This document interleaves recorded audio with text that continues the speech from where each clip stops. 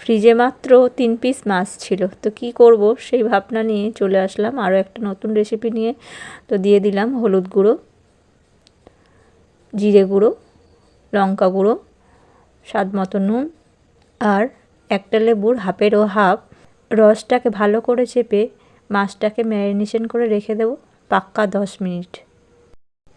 এখন একটা জারের মধ্যে নিয়ে নিয়েছি একটা পেঁয়াজ বড় সাইজের, একটা মিডিয়াম সাইজের টমেটো, কয়েক টুকরো আদা আর কয়েক টুকরো রসুনের কোয়া। তো একটু জল দিয়ে ভালো করে পেস্ট করে নিয়েছি।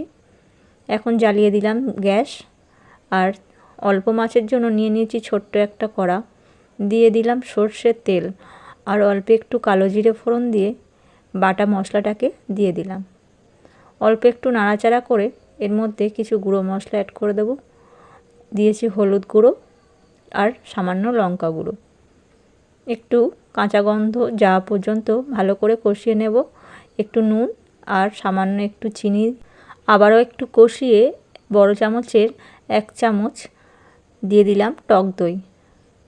আবারও খুব ভালো করে কষিয়ে নেব যতক্ষণ না তেলটা বের হয়ে আসছে। মশলা কষানো হয়ে গেলে দিয়ে দিলাম জল আর ম্যারিনেশন করা মাছগুলোকে। এখন পাক্কা 10 থেকে 15 মিনিট আমি লো ফ্লেমে রান্না করে নেব যতক্ষণ না মশলাটা গায়ে গায়ে মাখা মাখা হয়ে আসছে আর মশলার থেকে তেলটা না ছেড়ে আসছে।